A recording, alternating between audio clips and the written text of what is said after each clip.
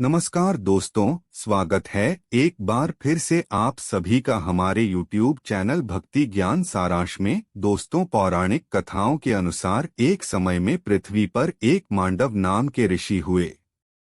वह बहुत बड़े तेजस्वी और धर्मात्मा थे। एक दिन उनके आश्रम की ओर कुछ लोग भागते हुए आए और आकर के मांडव ऋषि से रुकने के लिए शरण मांगने लगे। दरअसल वो लोग एक चोर थे और किसी राज्य के राजा के यहाँ से चोरी करके भाग रहे थे और उनके पीछे सैनिक लगे हुए थे। वह लोग सैनिकों से बचने के लिए ऋषि से छिपने के लिए आश्रय मांग रहे थे, लेकिन यह बात ऋषि को बिल्कुल नहीं मालूम थी कि वह लोग चोर हैं।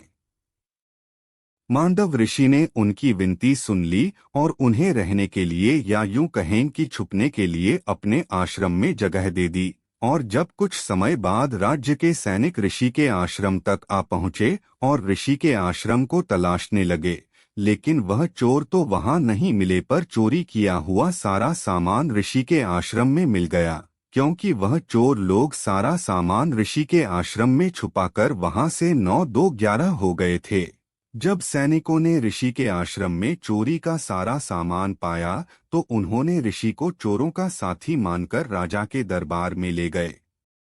राजा के दरबार में ले जाकर के सैनिकों ने राजा को सारी घटना बता दी। उसके बाद राजा ने महर्षि को भी चोर मानकर सूली पर चढ़ाने की सजा सुनाई। जब महर्षि को सूली पर चढ़ाया गया तो उसकी मृत्यु नहीं हुई, मगर उन्हें असहनीय दर्द हुआ। फांसी में लटकने के बावजूद भी जब ऋषि की मृत्यु नहीं हुई, तब उस राज्य के राजा ने ऋषि से क्षमा याचना की, क्योंकि वह समझ चुका था कि यह कोई चोर या साधारण ऋषि नहीं है, यह कोई महर्षि लगते हैं। राजा ने क्षमा मांगी और महर्षि ने राजा को क्षमा भी कर दिया और राजा से कहा कि हे राजा, मैं तो तुम्हें माफ कर दूंगा, मगर उस धर्मराज को कभी माफ नहीं करूंगा। इतना कहते ही महर्षि अपने तपोबल की विद्या से यमलोक की ओर प्रस्थान कर गए और यमराज के दरबार में पहुंच गए। और यमलोक पहुंचकर ऋषि ने धर्मराज से कहा कि हे धर्मराज, हमने अपने पूरे जीवन काल में कभी कोई पाप नहीं किया, हमने सदैव परमात्मा की भक्ति में ही अपना जीवन व्यतीत कर दिया, फिर भी हमें जीवन में ऐसा कष्ट क्यों भोगना पड़ा, इसका क्या कारण है।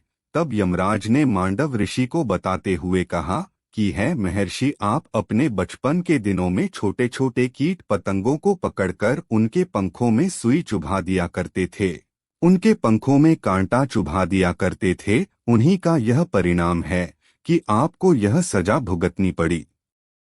दोस्तों, यह बात सुनकर के मांडव ऋषि ने धर्मराज से कहा कि है धर्मराज, शास्त्रों के अनुसार जन्म से लेकर 12 वर्ष की उम्र तक बालक जो भी कार्य करता है पाप नहीं माना जाता है, क्योंकि जन्म से लेकर 12 वर्ष तक की उम्र तक बालक अज्ञान होता है, उसे इस बात का पता नहीं रहता कि पाप कर रहा है या पुण्य कर रहा है। इसीलिए आपसे बहुत बड़ी गलती हुई है और इसका परिणाम आपको भी भुगतना होगा।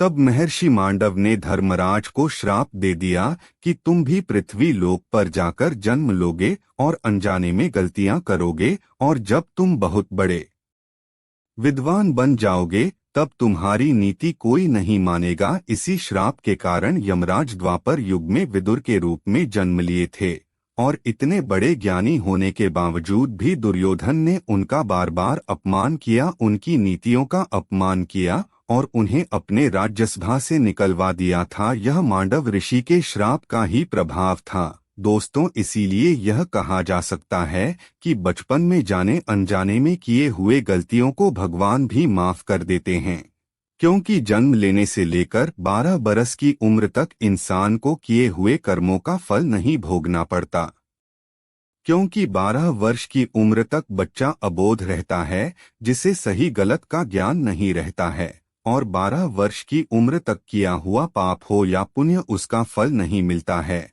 और फिर जब वह धीरे धीरे बड़ा होने लगता है, जैसे ही उसके अंदर ज्ञान का प्रभाव होने लगता है, तो फिर धर्म अधर्म कार्यों को पहचाने लगता है, तब से उसे पाप और पुण्य का फल प्राप्त होने लगता है। दोस्तों, आशा करते हैं वीडियो में दी हुई जानकारी आपको पसंद आई होगी। तो कृपया वीडियो को एक लाइक अवश्य कर दें और वीडियो पसंद आई हो तो लोगों तक भी शेयर जरूर कर दें। और चैनल पर यदि आप पहली बार आए हैं तो कृपया चैनल को सब्सक्राइब जरूर कर ले। इस वीडियो में बस इतना ही, मिलते हैं अगले वीडियो में, तब तक के लिए जय श्री कृष्णा, राधे राधे।